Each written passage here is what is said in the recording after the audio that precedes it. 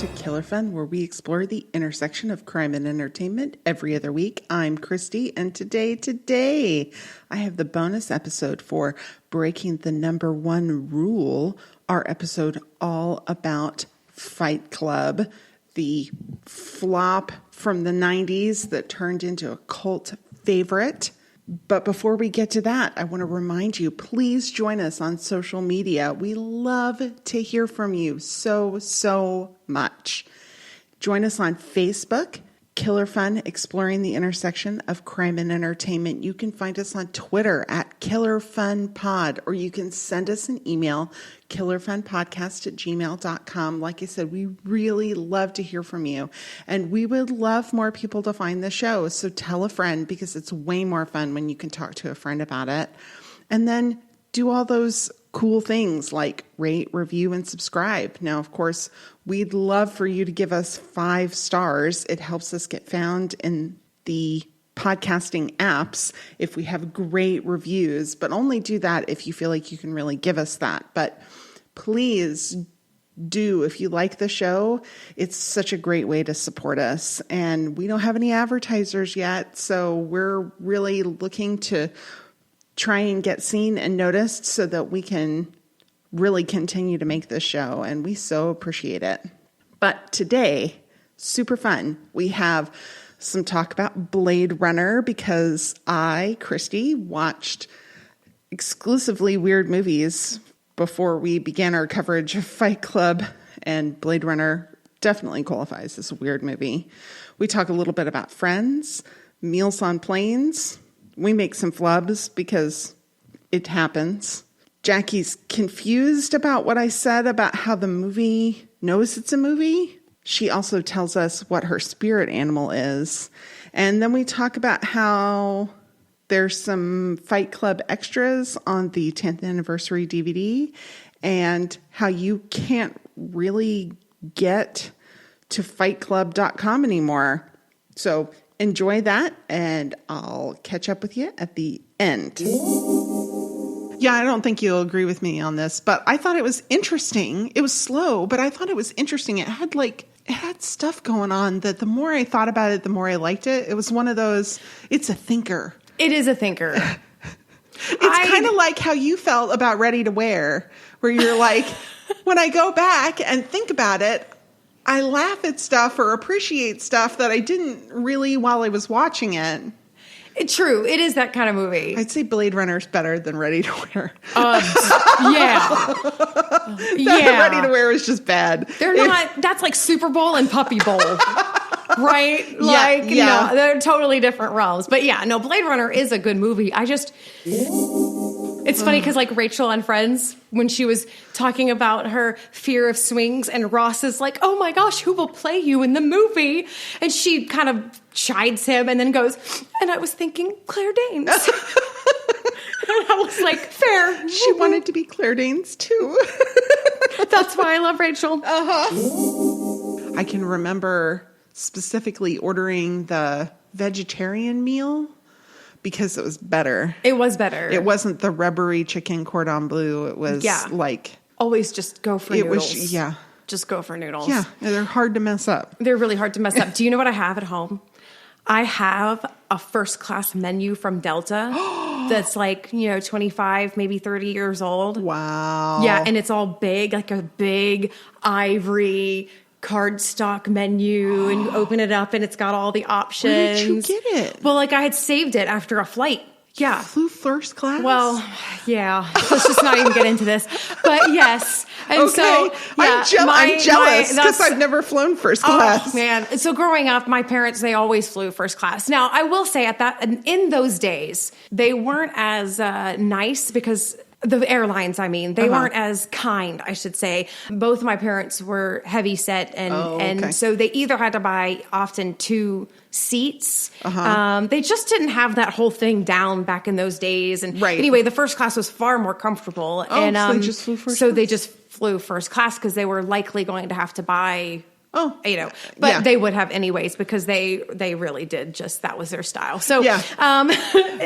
anyways, but yeah. And so I have this menu, and forever I had those little glass, salt and pepper shakers and all those little things. But yeah, I still have this menu. Mm-hmm. Okay. Sorry. I just had to hear about that a little bit. It's so fun. I gotta tweet them and tweet them a picture. I gotta tweet Delta this picture. I also still have the little cosmetic case that they give out on the long flights. Mm-hmm. Mm-hmm. Yeah. With the eye mask. Yeah. Still. Yeah. But I use the toothbrush and the comb, which, by the way, back in the day, were all wood. Oh, see, that's cool. I know. Really cool. That's cool. I digress. Yeah. So the men, oh, no, yeah. Okay. He's looking at them and then the phone rings and he picks it up. It's the arson detective. He doesn't want Tyler to leave. Or he doesn't want Tyler to leave.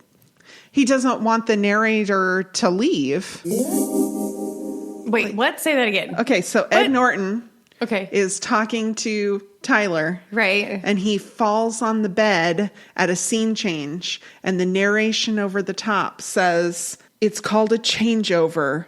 The movie goes on and nobody in the audience has any idea. The movie goes on and you realize, oh, it knows it's a movie. It's not pretending to be a real depiction of events. You know how movies usually you accept that the world is as it exists, that it's its own little entity and world and that it doesn't know that it's a movie? Mm-hmm. He tells us it's a changeover and the audience doesn't have any idea. It knows it's a movie. The whole thing, it knows it's a movie. You're looking at me very confused. I'm not following this train of thought at all. You don't. Okay. Well. And so Tyler is at Fight Club when he says this and he goes, we're in the middle. Sorry.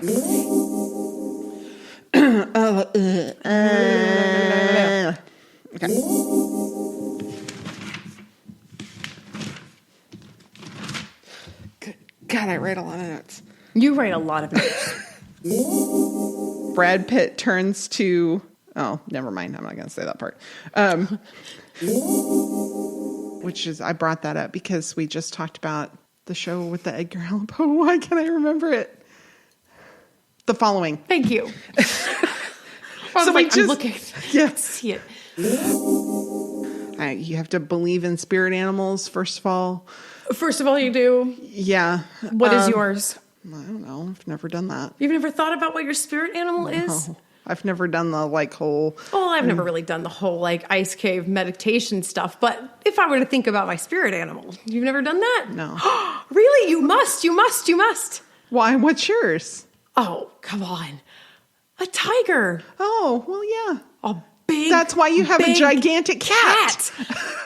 Is there any better life? Oh, I think it's probably a pretty lonely, horrible life to be a tiger, but that's because I've watched a whole lot of nature shows. I love tigers. Well, they're beautiful. So great. Yeah. Well, I am solitary. A little bit more introverted, so the solitary actually is kind of beautiful. Yeah. And then you're vicious. You're fast, freaking fast, climb trees, and you still like to purr and play with balls and nap. A lot. That's totally fair. And the fatter you get, the cuter you are. And you're fuzzy. And if they put you in a zoo, you're adored. And you could still scare people and be antisocial and people think it's great. Come on, is there anything better? I love it. Okay. Tiger. Okay. Cut that out. Don't do that.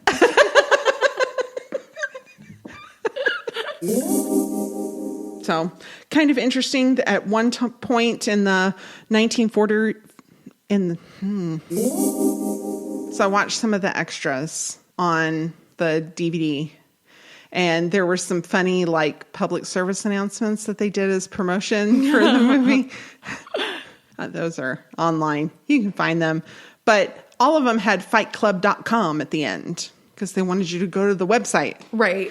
You can't find fightclub.com anymore. If you type in Fight Club, you get Flight Club with an L, Flight.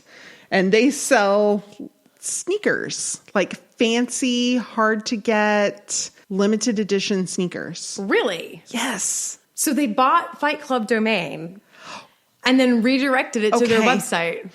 I tried to force it to go to fightclub.com and it wouldn't ever load. It would tell me it couldn't find the server. But it took me a while to get to that point because I'd type in fightclub.com and Google would redirect me to flightclub.com. I'm like, oh, that's interesting. Yeah. So is Google doing it, or do they own the domain and repointing it? Because when you own a business, right, you kind of want to do all the different names that somebody might type in, including typos, right? Right. So like a Fight Club, Flight Club. So like it's close enough if you buy the ones that are close and then point them so that no matter what somebody does, you would think that they would want to keep fightclub.com. Movies, they just dump those things the second they're done. That's true. They dump them. That's true. Because they can sell the domain, you know, and I don't know. I could force it to do a server, can't find the server error. Right. If I tried really hard, spent way more time trying to figure it out. Because once it didn't work and it sent me to the sneaker site, I'm like what? Then I'm a dog with a bone. Like, now you gotta figure it out. Like, what is going on here?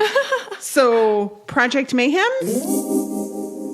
Thanks again for listening. We so appreciate it when you take the time to listen to us. We know we don't just come on the radio, that you make a choice, and we appreciate it so, so much.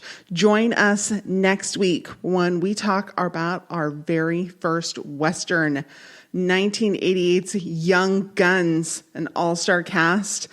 Before they were superstars, they were stars, but they weren't yet superstars. So join us for that, and don't forget to wash your hands, friends. We'll be back at you next week. Bum, bum, bum. Da, da, da, da.